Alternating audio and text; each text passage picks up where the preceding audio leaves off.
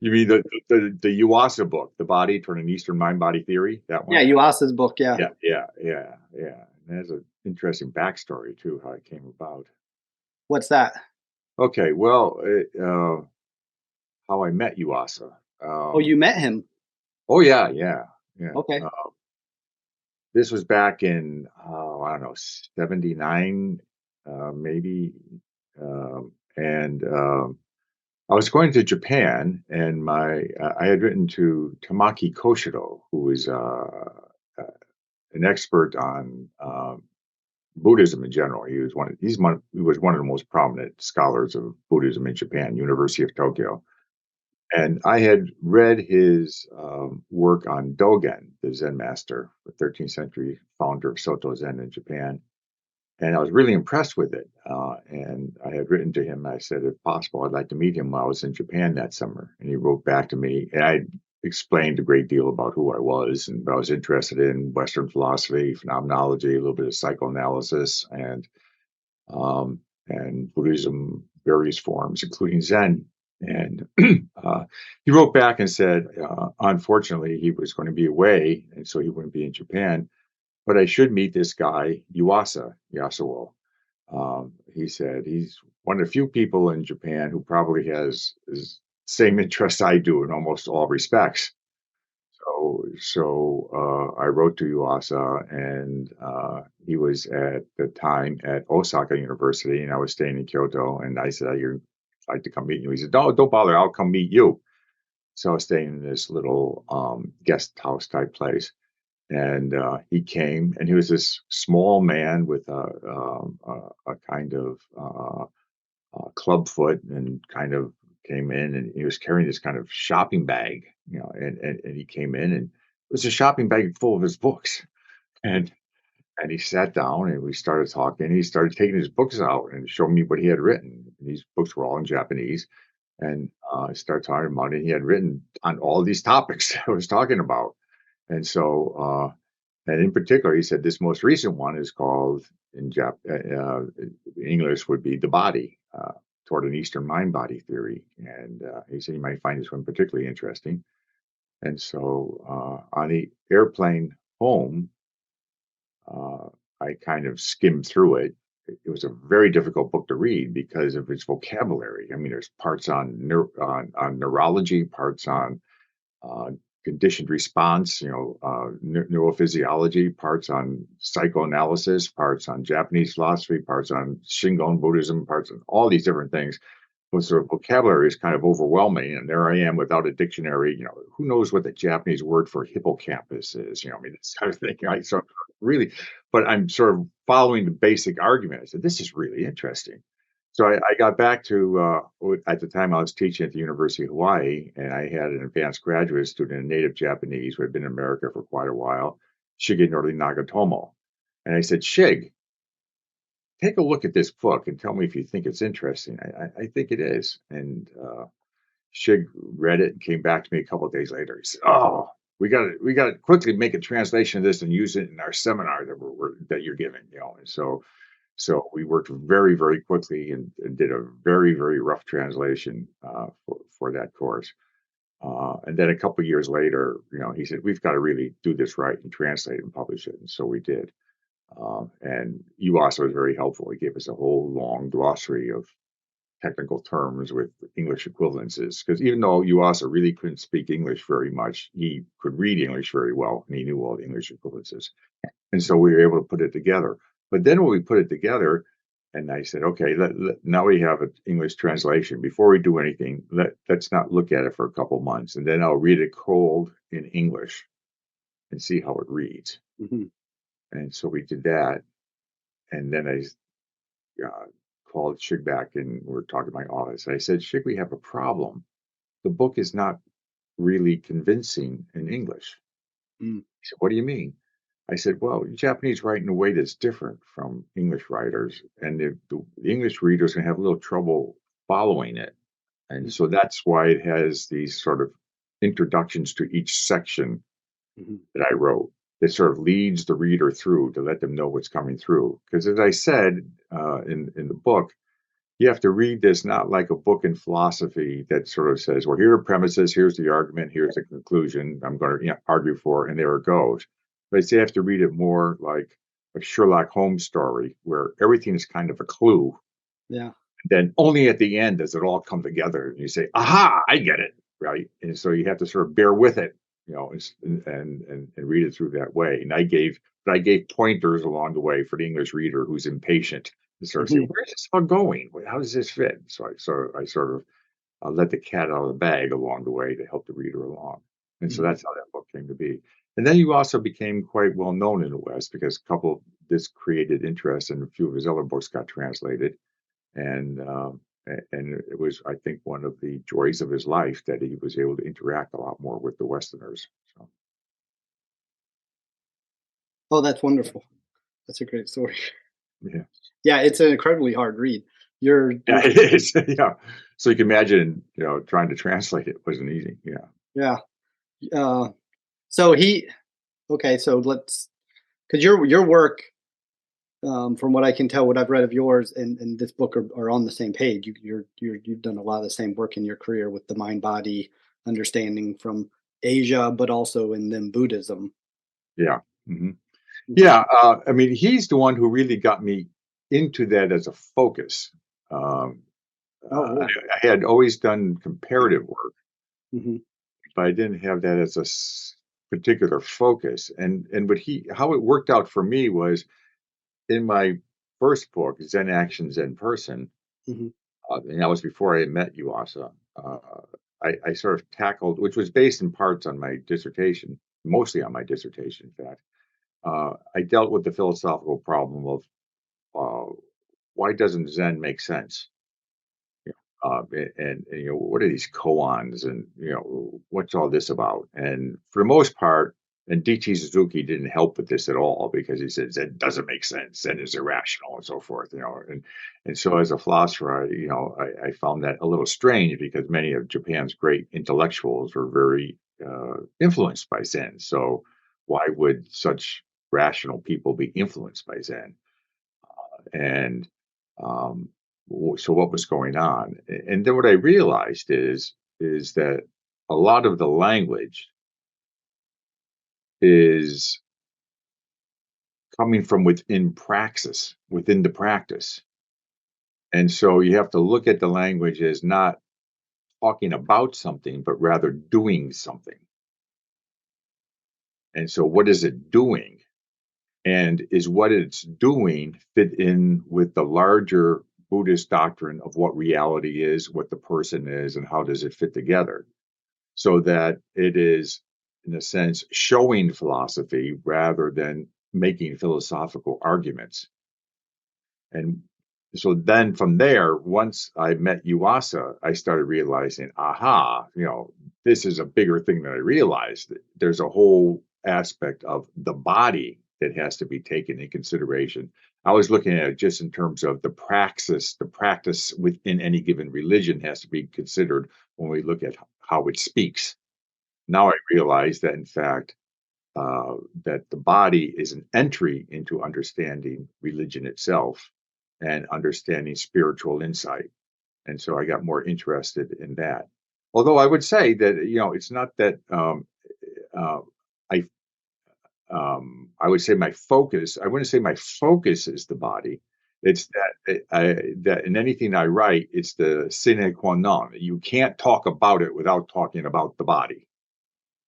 So, because I think talking only about the body, you start ending up with the opposite problem of saying that the body is more important than the mind or something, and you end up with the whole. It's very interesting, that body mind is a single word in Japanese. And it was one of my graduate students who, after we translated that book, David Shaner, who is not only, I guess he's retired now, but professor of from Furman University, but he's also I don't know what degree, fourth degree Aikido master. But he pointed out that we have to stop saying body hyphen mind and just say body mind as one word, make up a new word, Yeah. because that sort of captures the essence of it better. And so I've been doing that later in my writings. I learned from him that point that the hyphen even makes it into sort of a duality. And the point is, the body cannot be separated from the mind cannot be separated from the body. And so, if we focus too much on just the body, we're going to make the same mistake as what we had made for centuries, focusing too much on the mind. And you have to realize it's a single system or a single organic whole with two poles. I like to think of it as a field, like a magnetic field. And one pole is the body and one pole is the mind. And if either one of them is missing, there's no magnetism, there's no force field. And so they both have to be there. And sometimes, obviously, one needs our attention more than the other. And so we do that, but we always have to have both. As Yuasa explained it, when we're learning something that involves the whole self, whether it's learning to play the piano, learning meditation, or whatever, the mind has to lead the body. The mind has to say, okay, I got to put my right foot on my left leg. I got to breathe here. I got to do this. Or I've got to learn how to move my fingers across the piano keys or across a typewriter or anything. I got to teach my fingers how to move. But then once it gets that energy field gets formed, then the body knows what to do, as it were, and it knows where the keys are. And like I'm a touch typist. And if you asked me, you gave me one of those charts you had when you learned to type, and you told me to fill in the letters on the keys. I couldn't do it. I'd have to move my finger. That's A and that's S. My fingers know where it is now. What does that mean? Is that it's in that field now, and I access that field through my fingers now, not through my mind. So as Yuasa says, first the mind leads the body, and then the body leads the mind.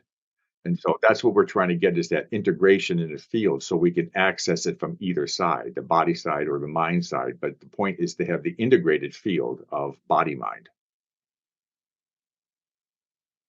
Yeah, that's so. Wow, there's so many questions. So if you have like well, maybe I don't want to go there. So when you're a little kid and you're learning, is the mind there, or is it all just like body, like Well, how little? right, like pre-language, really pre. Okay. Yeah. Yeah. Maybe pre-linguistically, although there's research on the neurological research is really interesting when you start trying to figure out what's really going on with a 6-month-old child or a 3-month-old child. Uh, because when do concepts get formed, if you want to put it that way, um, um, and how do concepts get formed? And I am interested in these kinds of questions because for the reason you just raised the question. If you start thinking about this, you're inevitably led back to those kinds of issues. So, um, yeah, it's again, I think you have to say that we're born as a body mind field. And what happens is you're sort of in the field, but the body and the mind are not yet formed. The poles aren't formed, and maturation of the baby is getting the poles developed. So basically, mother and the sucking instinct are identical for a newborn, right? Now, is that a concept at that point? Is that, I mean, I don't know, but it also isn't just the body because it's not just the sucking doesn't mean anything without reaching out to the mother, right? So it's the not yet differentiated poles, but they're beginning to get defined. And as they get more and more defined, then the body and the mind get more and more defined as poles, and then new creative things can get formed. At first, it's almost kind of instinctual, and then as they get formed more, we start having what we call will. Once you have will, then the mind and body are now somewhat formulated as distinct poles, and you can now start having interaction between them. So what you will, the body can do, and the body can move you to think in certain directions. So we have volition and tendencies, and we have streams of consciousness and so forth. And so it, obviously we can't even imagine what the state is like because we're so much in a mind body differentiated field ourselves. We can't imagine what it's like not to have them differentiated. But that's what I think happens, is that they gradually take form with the two poles so that there can be creativity and therefore growth and maturation, development of language and so forth. Yeah. And that, so you bring up the idea of will, and in Yuasa's book, he's saying that this is a thing that's not really talked about much in the East. And Yeah. there's more of a creative process where Right. Yeah, yeah, I think that, and we have to be careful here because you're right. And the problem is that in the West we have a kind of limit. We think of it as we have highlighted the will in such a way that it tends to be understood in a kind of, what should I say, slanted sense. We think of the will as a kind of um, we don't think of the will as separate from a kind of desire. If you can't do it, will it, and you'll be able to do it. But that means that you want it, and so forth. It's tied up with all these kinds of emotion states, and that's only that's not just pure will. It's will plus something. And in the Asian traditions, that they want to focus on, well, why do you want to will it? What's the emotional drive, desire? And that, see, that's not really will. The desire is not will. The will is what energizes the action, right? But the action could be energized without that desire, and it could be a more spontaneous creative activity, right? So you have to sort of sort that out. So it's like we don't make a distinction, a clarification that we find in the Asian tradition, where Buddhism would want to say, of course we have will. I mean, uh, it takes will for me to talk. It takes will for me to stand up. It takes will, right? But that's not the will of Nietzsche or something, where it's a will to power, a will that drive that has a very definite orientation to satisfy certain needs and desires in a very uh, uh, almost consciously structured way. I like what you were saying in the book, because so I'm in the somatic field and in a lot of movement disciplines, Right, martial arts, lifting weights, these sort of things. And the will, you hear it again and again, will yourself. It's like force your body to do something. So there's right, there's an idea of even a bigger split. right. That's right, Rather, yeah, so it's like I'm imposing on my body. The body's weak and I gotta force it right, to do things it doesn't want right, to do, like right, a parent with a child or something, right. That's right, versus a harmony of an expressive art or dance right, or something. right. Exactly, right. And that's sort of the the because of my student, in order to understand what he was talking about with ki or chi in Chinese, and understanding Aikido, I practiced Aikido for a while when I was in Japan in the summer. I practiced under the master of one of the two traditions of Aikido, and so I got to understand how ki is, it's not will, but it's the harmony of body and mind that enables you to act in a way that gives you uh, that what should I say, is very powerful. Doesn't give you power; it's very powerful. And things, you're enabled to do things that you wouldn't think that you could do, and the more you try to do them, the less you're able to do them.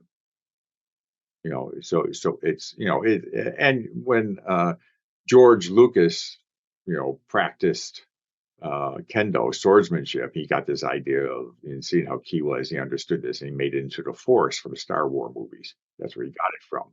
And so let go, Luke. Let go. Let go. Let the work with the Force. Let the Force guide you. All that stuff was all talking about this idea of because once you start using that force and you force the force, it becomes dark, right? And that's the dark side of the force, uh, because then you've learned all the technique, you have all of that, but now it's being forced, and, and it becomes a negative thing. And so that's um, the idea here of the force is not will, no, but except in this much broader sense of that it's energizing for action, right? It's not desiring for action, which is often how we use the word will. And then there's the other side in which Asian traditions are a little bit uneasy with the Western idea of will because it gets very much bound up with an idea of free will, which is that somehow I can disconnect myself from everything else and I have my own will separate from that. It's like the teenager who wants to break away from family, selfie goes off and tries to find oneself. And the Japanese philosopher sort of said, well, what independent of my parents, my upbringing, my language, my friends, my hometown, all of my education, and my physical upbringing, what am I?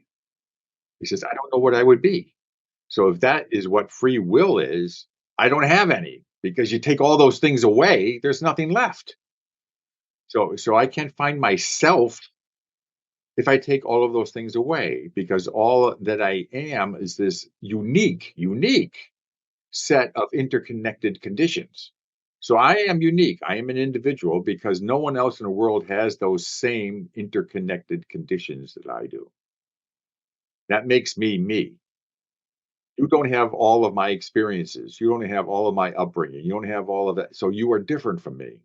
But that doesn't mean that besides all of those conditions, there's something else, some secret me that has a free will independent of all that.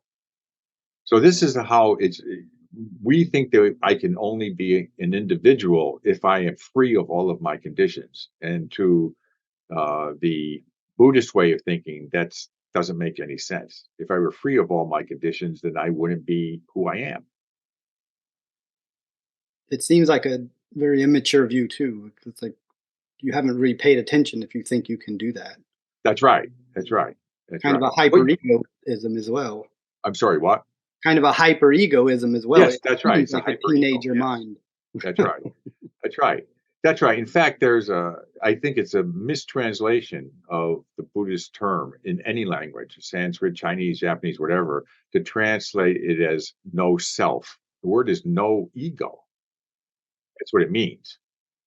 Because in a sense, you are a self. You are all those unique set of conditions that make you up. That's yourself. And when you look at it, that's what you look at. When you look at yourself, if nothing else, when you think about yourself, you're thinking in a language. Where did you get that from? Yeah. Right? You can't think of yourself in a no language, some unique language. It's only the words only are yours, and grammar is only yours. You're in a language. You're already conditioned, Mhm. right? So you have a language that you think in, and you learned that from your outside conditions. So, so if we, how you were talking in the book as well. So, in the Zen Action book, you were talking about the concept of an I in the East versus specifically Japan, but in the versus East and West is fundamentally different. So the starting point is different. So I think a lot of this stuff could be where reading as a Westerner through a different starting point, and so we're misunderstanding these texts. Where if you started in Japan, you read these, it makes sense. It's not that complicated for you. Right. Yeah. Yeah. Yeah. If the mistake we often make is we try to approach a different culture by using our concepts to understand it and say, how is it different? Instead of trying to open our mind and just sort of embrace it and look at it in its own context and let its concepts come to us.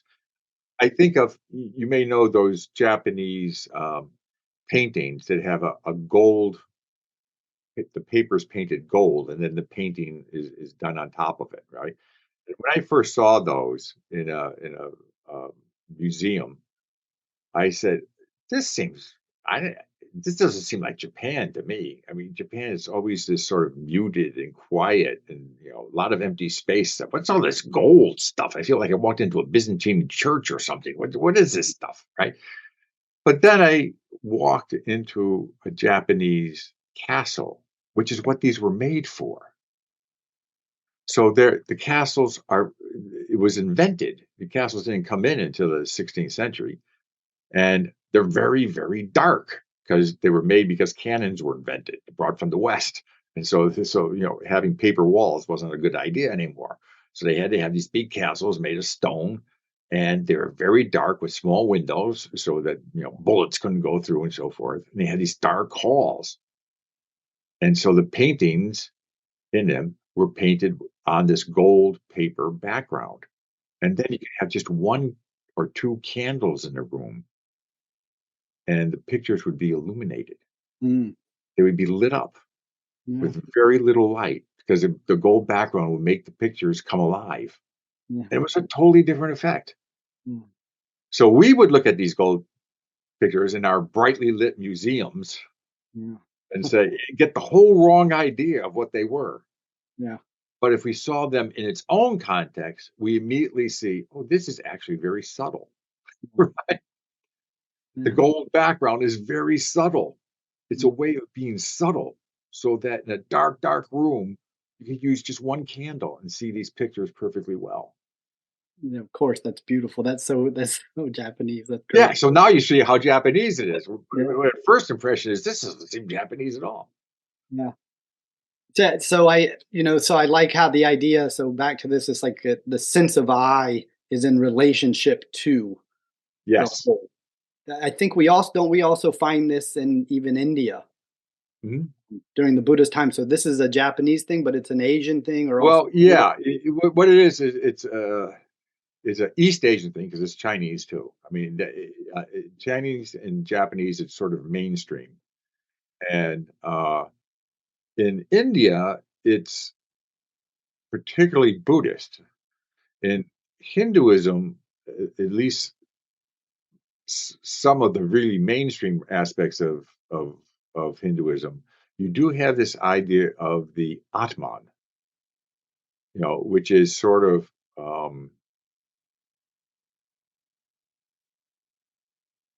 it comes from Atma, which means I or ego. So it's the individuated I.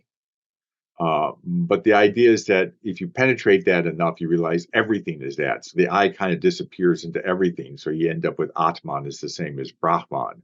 But that's not every Buddhist, not every Hindu tradition says that. Only some. It's particularly clear in Advaita, Vedanta. The Sankhya is a little bit different and so forth. So it's not as universal in India. India has a little stronger sense of I, but Buddhism, that's what the Buddha emphasizes was anatma, not atma. He was radically against that idea that was fairly strong in India, the sense of I. So Buddhism was Indian, but was running counter to one strand of the Indian tradition. Uh, in China, I was always understood as I in relation to my social relations. So I in relation to father, I in relation to older and younger, I in relation to the things are, and the Taoist I in relation to nature and so forth, always in relation to other things. So when they got the I Buddhism came, they immediately understood it. it was. They they said, oh yeah, yeah. Well, who would think anything else? So it made perfectly good sense to them. And in Japan, uh, was a different way because Japanese were before all this stuff came in, either the Confucian or the Buddhist stuff. They were kind of animists, and the world was full of spirits, and we were shared spirits, and the spirits, and we were all kind of interconnected. And so again, they didn't have a very clear sense of individualism and the individual I. So again, they were very accepting of this thing as Buddhism made sense to them intuitively.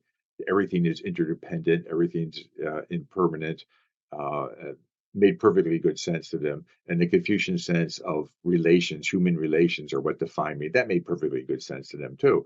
So these things came into Japan and were readily accepted. They didn't, because they really didn't have a very strong sense against it. Whereas in India, you still always had a kind of tension between Hindu philosophy and Buddhist philosophy on various points because of many reasons, but this is one of them that there was some contention over. I mean, the classic Indian argument is um, when I fall asleep in deep sleep, there's nothing. So how do I know I'm still I when I wake up? So there must be some continuing I that's independent of all perceptions, so there's got to be some Atman there, right? That was the argument against Buddhism from early on.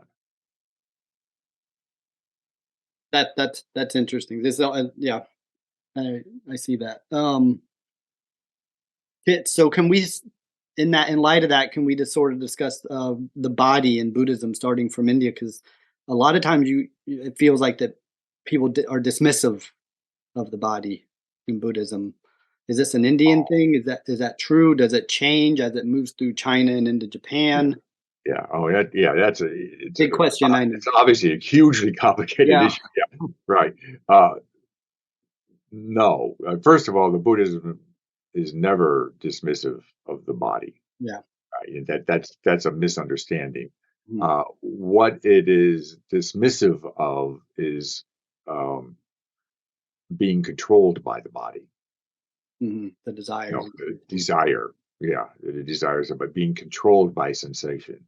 Mhm, Uh, being which is interesting because that in that sense it has a similarity with uh, um, Christianity's early teachings, which was being the temptations of the flesh yeah. idea. Right? It's not that the body's bad, but that but the body generates things that we can be caught up in. Mhm, That leads us away from, for Christianity, other things. I mean, spirituality in a different sense, but nevertheless, it's not the body itself, but being mis.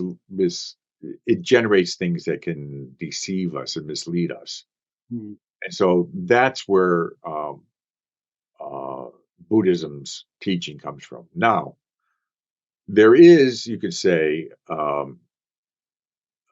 a tradition in Indian Buddhism of how to get control of that includes, among some traditions, a kind of mortification of the flesh, Yeah, which is where this idea comes from that Buddhism is anti-body or something. yeah, and But that's taking the idea of control to an extreme. yeah. But if we remember the teachings and the story of the Buddha, he tried that and it didn't work. Right, well, that's what I was gonna say. Mortif- It's a pre-Buddhist tradition that's was there. Right, right, and the Buddha was offered some yogurt like stuff when he was doing that, and he said, "Oh, this is good. I can now meditate.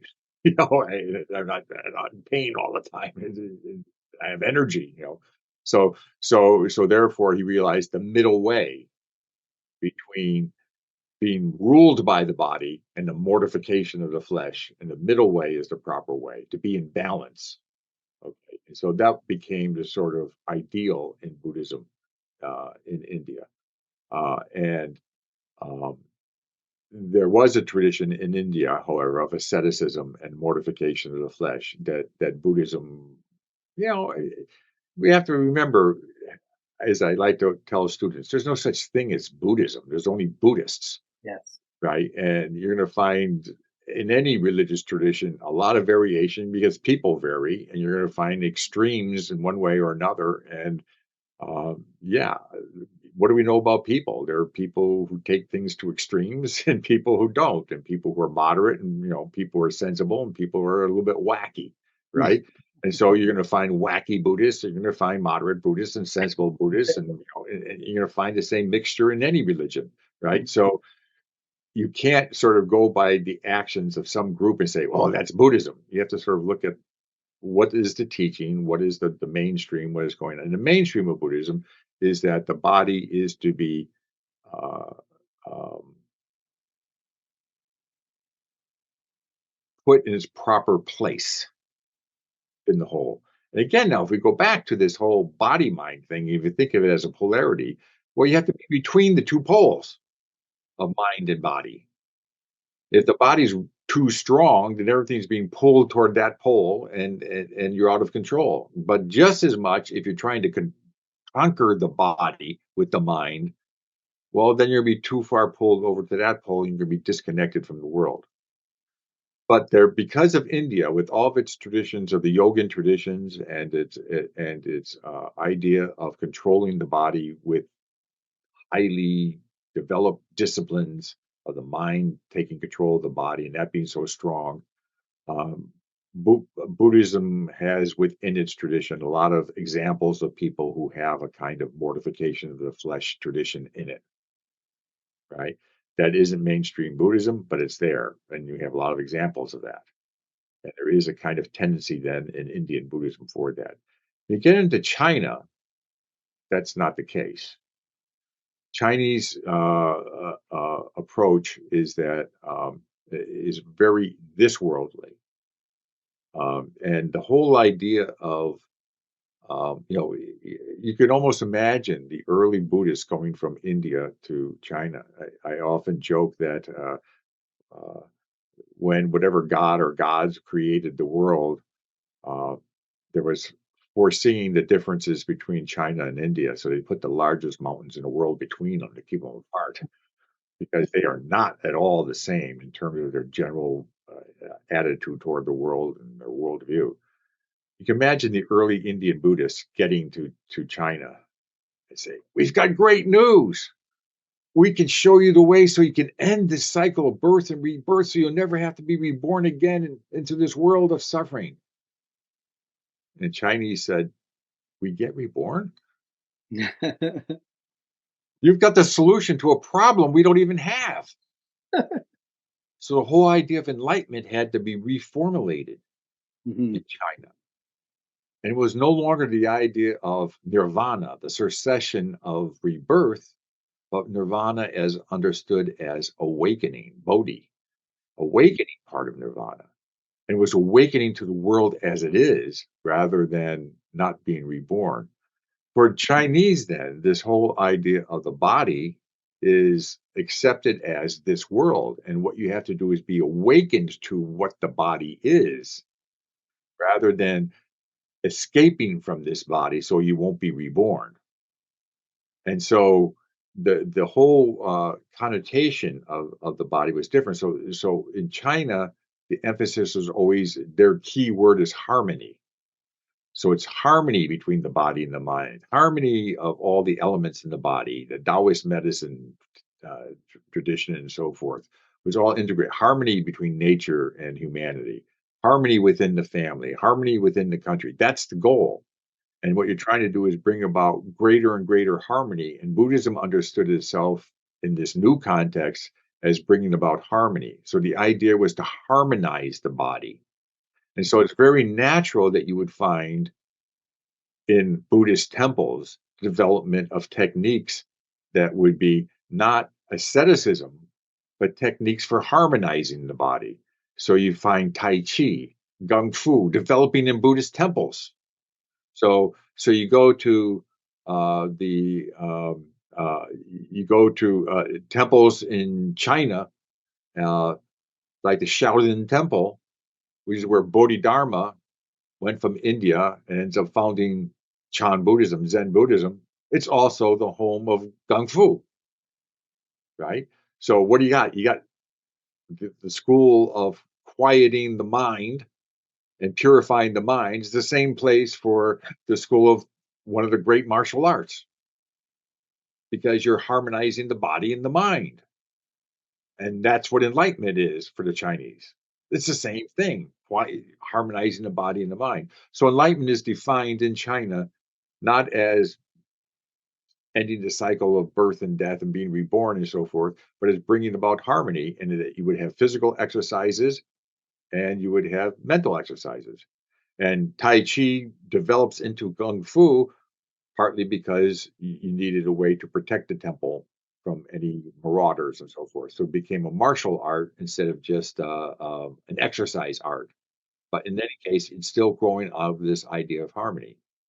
You get to Japan, and Buddhism's idea with the body and so forth. Well, they import uh, um, from China all of the Taoist medicine, the Kung Fu, and not Kung Fu. Well, they do import eventually, but they get all of the Chinese ideas of Confucianism and Buddhism and so forth.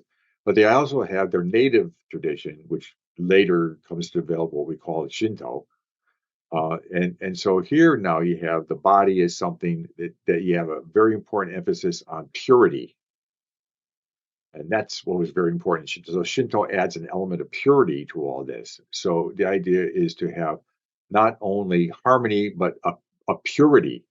So the idea of a pure mind and body that is in harmony, that is in relation, sort of you had this other value thrown into the whole thing.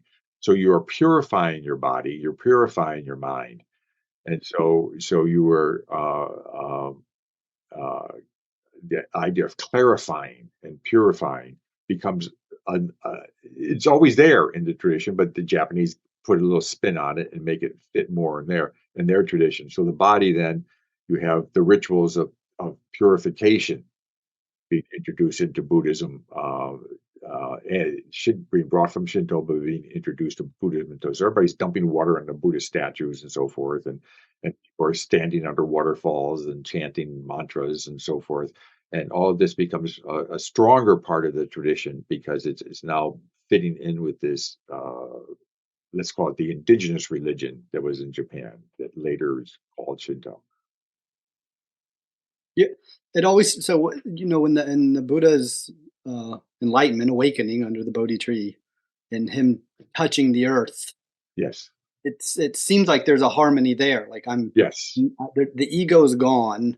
Yeah. I'm interconnected with all things, and like I think I read in your text which I didn't know that actually because I'd studied Zen and then later Tibetan Buddhism, but you put a heavy emphasis on Zen and Nagarjuna.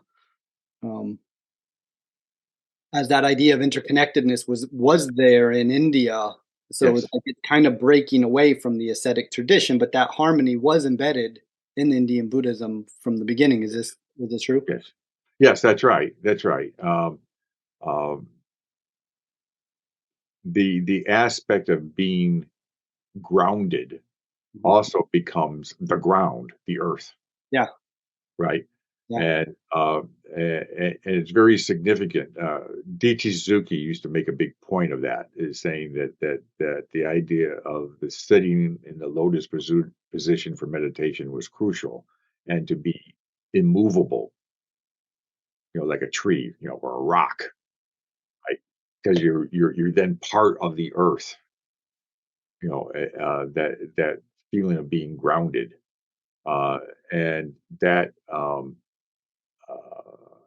gives that sense of, uh, and for Buddhism, that you know, of course, there are walking meditations, there's lying down meditations, and various other kinds of meditations, but always the fundamental meditation is sitting in a full lotus position. The full lotus position is only, well, not only, it's very important because it allows you to sit without moving because you're very stable. People can die in a full lotus position and not fall over. In fact, that happens sometimes with a master who's about to die. They sit in their full lotus position, and everybody's sitting around saying, "He's dead yet?" Right? Right. Uh, because he's there, you know, very peaceful and not moving. And as Suzuki says, Suzuki points this out, he says you can only have an immovable mind, quiet, peaceful, stable mind, if the body is quiet and stable. Because otherwise, the body's giving you more and more sensations that are coming in and disrupting the ripples of the thing. Uh, but again, you're not trying to have I don't like his wording in one sense. You're not trying to have an immovable mind. You're trying to have a quiet body mind, right? Zen is not about the mind, it's about the body mind, right? And so that's the point. You have to have them both be quieted. So I think that that's what we're seeing as a common theme in Buddhism in all of its stages, in all of its countries, whether it's India, China, Tibet, Korea, Japan, whatever. Uh, and there are different techniques for achieving that and different cultural contexts that draw on different aspects of those cultures that were there before Buddhism or alongside Buddhism that are brought into Buddhism to bring that about. Um, we you know, we Westerners like to categorize things a lot to say, well, this is Buddhism, this is Shinto, this is Confucian, this is Hindu, and so forth. But when you really get down to it, as I say, there aren't religions, there are only religious people.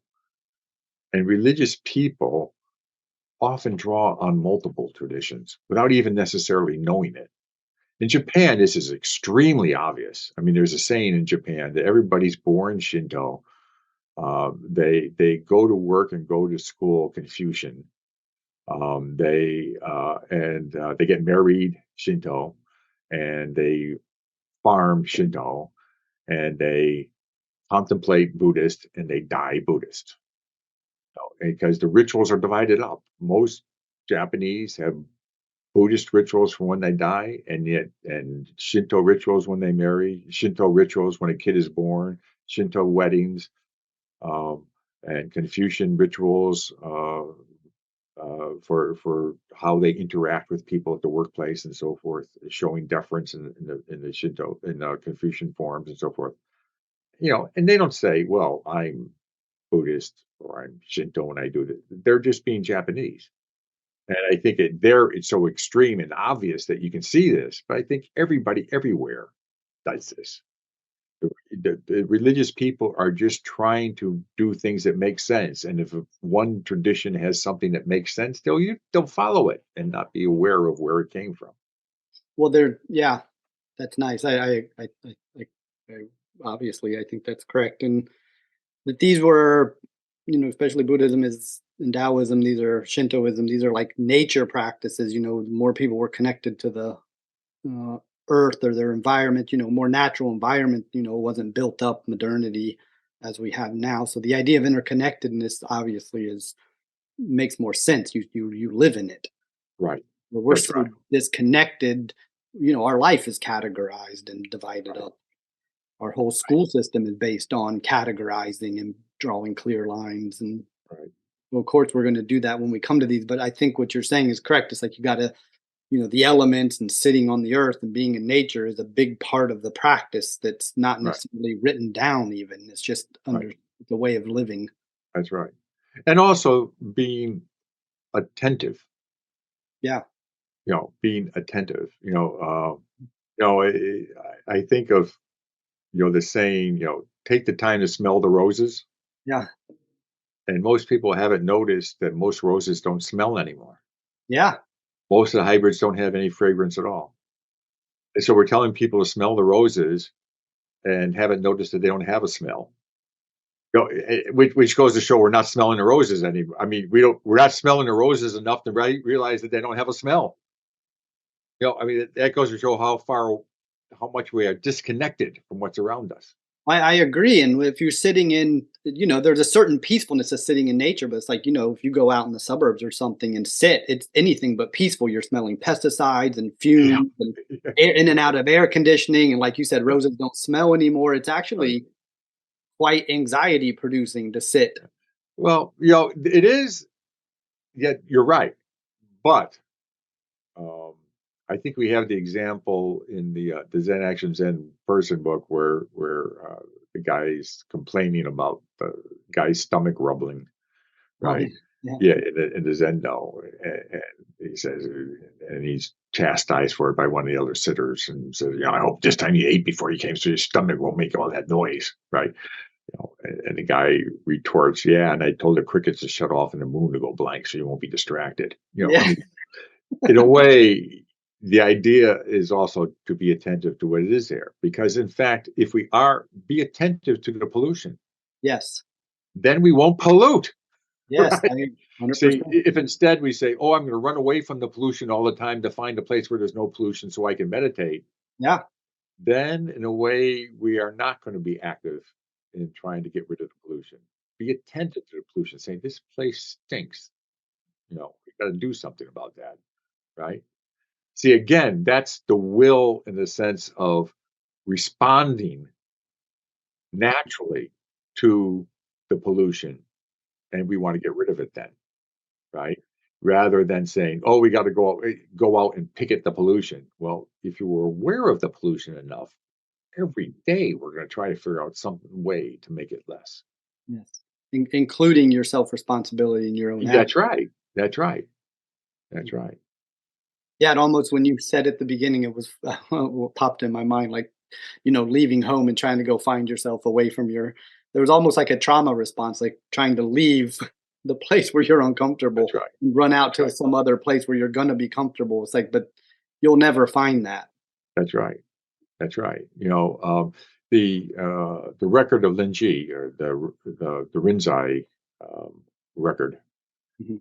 Um, you know, there's a sense. I mean, what I find one of the most important themes in that is the theme of being master of. He's trying to say, try. The goal is to be master of wherever you are, which is to say, to be home wherever you are, the master of the house, to be master wherever you are, and then everybody else and everything else is your guest. By that means is you are to be at home everywhere, Yeah. right? You are never to be uncomfortable. You are never to be uh, uncomfortable. You are to be able to feel at home everywhere, so that you can then be able to serve Yeah. everywhere, because it's your home. You are the master. You are able to attend to others. Yeah. That's very well put. That's beautiful. I like that. Yeah. So, uh, yeah, and when I'm around very learned teachers, I get that exactly. Like they're just wherever they are, they're comfortable. There's not like where I think sometimes we're looking for extraordinary things. But it's like it's that simple. That is extraordinary Yeah, that's right. because most of us are anxious or not comfortable when we're away from or we're not even comfortable at home most of the time. Uh, so while I have you, I don't want to take up too much more of your time, but I can't.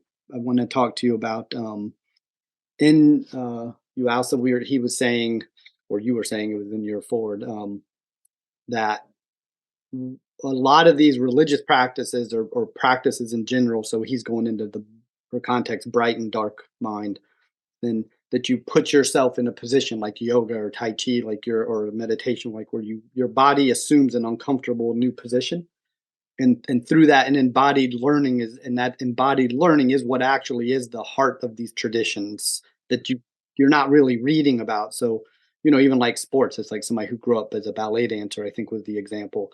As an adult they still embody that. Right, right. That's right. Yeah,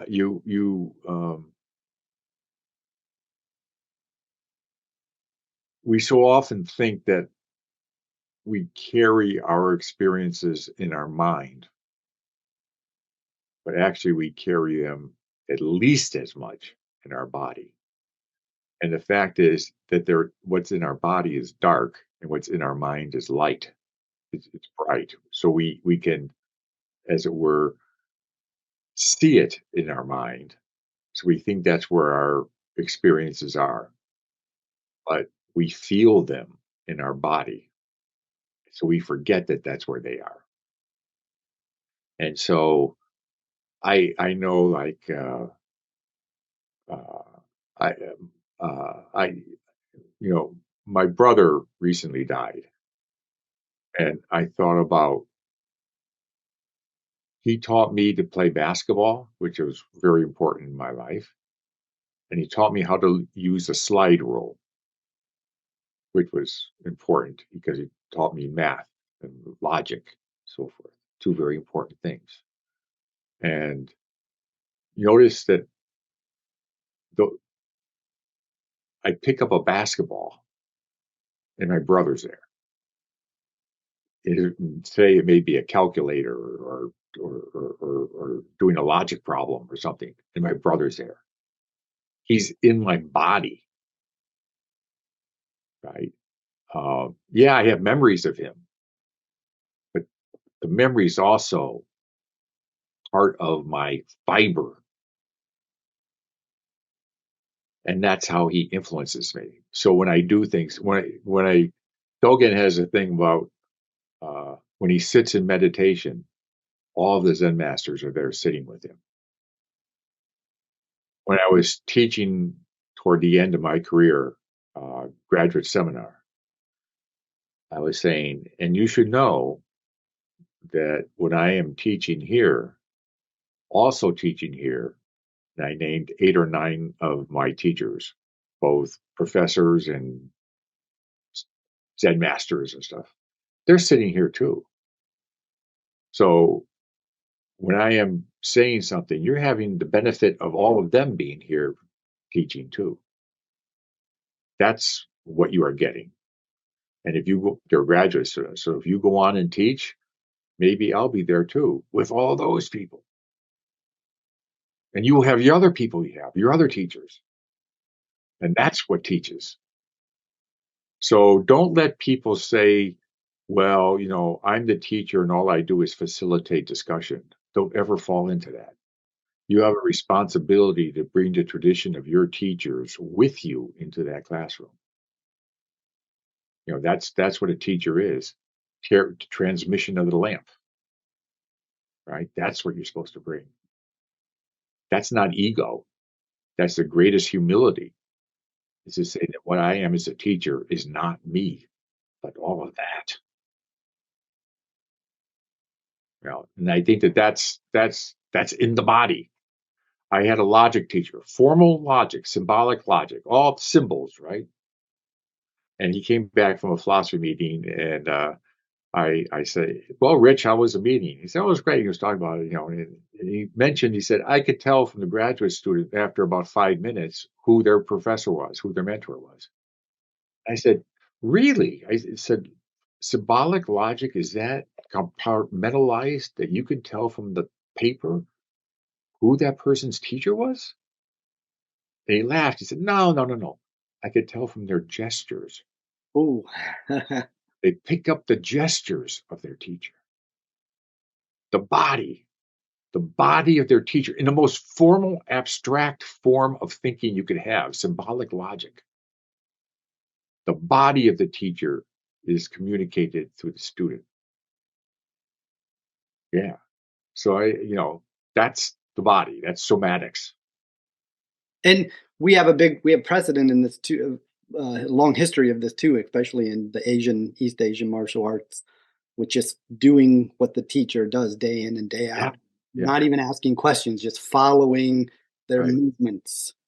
Right. Well, one of the characters for study in classical Japanese can be pronounced either uh, Manabu or Manebu. Manabu means to learn. Manebu means um, to imitate. Hmm. Yeah, You learn by imitating the teacher. Right. So that's what learning is. wonderful. So, okay, I don't want to. We're getting to the end of our time. Is there anything that we haven't covered that any last addition you would like to impart? Well, no. I would like to say that one last thing to maybe to relate, because it is in Yuasa's book, but it's also sort of more broadly what I've more recently been thinking about, is the importance of all this for health. Um, we have gotten ourselves into a very strange position with our separation of mind and body, that somehow medicine or healing is something that gets done to the body. I get sick, so I take my body to the doctor. Like when my car doesn't work, I take it to a mechanic. and then the mechanic works on the car and gives it back to me, and I go off and do my thing. We take our bodies to the doctor, and the doctor fixes it, and I go off. It also leads to the idea that um, we are the body is the carrier of disease, and so therefore becomes an enemy. And we are at war with that inside our body between the disease and something else, and we're fighting it or something. Instead of somehow again seeing this as a field of body mind that's somehow disrupted and we're working with, and we try to, and that leads us to confuse pain and suffering. Pain is not a bad thing. Pain is a natural response that's necessary for survival. If I step on a nail, I want to know it. Pain is a good thing. It's like a fire alarm, right? I want the fire alarm to go off. It's annoying, but I want it to go off, right? Suffering, and there's actually something about pain that's actually good. It's always in the present. There's no pain in the past. There's no pain in the future. It's now. It forces us to be alert. It's like the whack of the stick in Zazen. Your mind's drifting. Bam! You're right here in the present. And even if it isn't you, the sound of it brings you back with the guy next to you being hit. It's always in the present. Suffering, however, it could be at any time. Suffering can be your thinking about a past trauma, past event. Suffering can be in the future, worrying about what's going to happen, how it's going to be bad, worrying. Suffering can also be how you feel about the pain. It's very interesting. The Buddha never said he would eliminate pain. He said he would eliminate suffering. It's the psychological response that we have to work on. So if we think about it, when we get in pain, we often add to it our response to that pain, which is suffering, this psychological attitude, and that compounds the uncomfortable feeling, and that makes it worse. If we could eliminate the suffering and deal with the pain, it often isn't nearly so bad. In fact, what happens is we also have not only receptors for pain, but what I call sort of noise receptor alarms. That is, the pain goes off and the alarm goes off, and then another alarm goes off because of the noise from the first alarm, and another alarm goes off because of the noise of that. So actually, when we're in pain, we often have 7 or 8 alarms going off when only one thing is in pain. Hmm. And so if we focus meditatively, focus on the pain, we find that actually there's not 7 or 8 things hurting. We look at them one by one, there's probably only one thing hurting. And we reduce the pain from 7 things to one. And we usually can deal with one thing in pain at a time. Like we could deal with one fire at a time. But if we have 7 or 8 things going off and then we start getting worried and excited and anguished because I'm in pain, we're going to set off all kinds of other alarms, the suffering alarms, and they permeate that whole field of the body mind. And then we live in total anguish. And then we start looking for opioids or something else to sort of drown that field. They shut it all off, shut off all the, it's pulling the batteries out of the fire alarms, right? Which stops the sound, but actually that's not a good thing to do because then you no longer are able to respond to what you should respond to for why that pain is there in the first place. And then you become addicted to the no pain phenomenon and you start running away from the reality of what is actually going on in your body mind field. So this is how I start rethinking this in terms of all this body mind stuff, and the kind of lessons we can draw from practical life in this. Um, I have rather severe arthritis, osteoarthritis, and there are times I will be feeling pain, what I think is in 8 or 9 different places at once, be quite acutely in pain. But as I focus on it, it's really only one, maybe 2 places that really hurt, and all the rest are what we call sympathetic pain. But medical terms aren't important. The point is that there are these extra alarms going off, the noise alarms going off because the ones are of the original pain. And if I do that, it becomes a lot more manageable. If it's just my fingers that are hurting, and I get rid of the pain that was also in the elbow and the shoulder and the knee, I can deal with the fingers hurting, right? I even have some things that I can do. But if I feel anguish, oh my God, there's so much pain. What's the matter? Why does this never go away? Why can't they make a pill to make this go away? Well, yeah, I can take that pill, but I know that makes me feel sick. Right? Well, then I'm the whole field is in suffering. The whole field is polluted, and so I'm leaving the world. The one pain, if I deal with that, keeps me in the present, and I can go on. Otherwise, I'm in the past and the future and all this anguish. And that's what the Buddha promises to help us get rid of the anguish, which is the suffering. The pain we can learn to just deal with. So that's why I think how all this body mind stuff can apply very practically to people who have chronic pain. And so I say that's the thing I've been thinking about lately.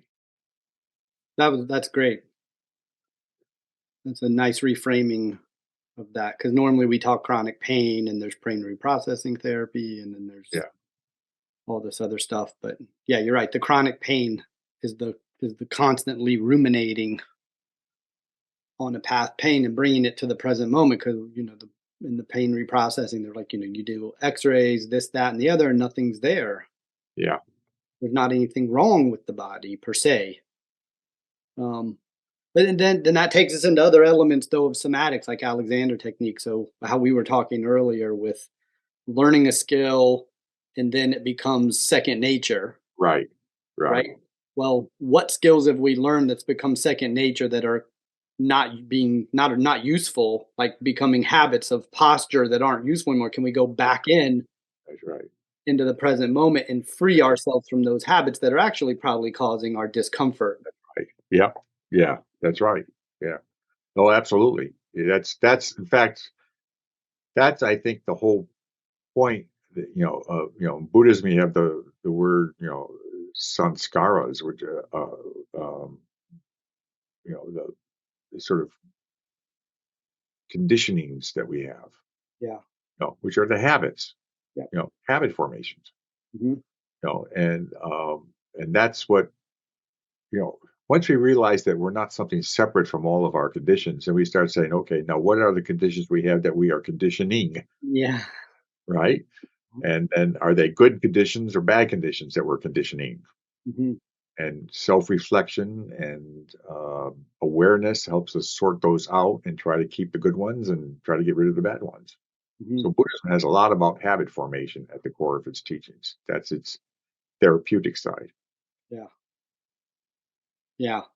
I'm glad you said that. That's really how I see it as well, and how that's the central role it can play in somatics, especially the tradition of like Alexander technique or something like this, Yeah. where your habits are causing you the chronic pain.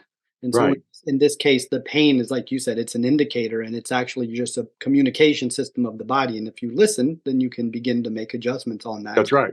That's right. kind of Yeah. take the When the battery. fire alarm goes off, figure out where the fire is. Yeah.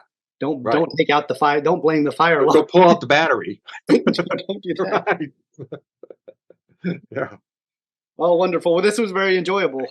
Okay. I like it. I Yeah, like I'm it. so glad I met you. Yeah. I met you. Okay. Yeah, maybe in the future we can revisit some of these topics Yep. that we barely touched the surface, I know. Yeah. Okay. Well, I'm glad we had this chance. All right, bye-bye.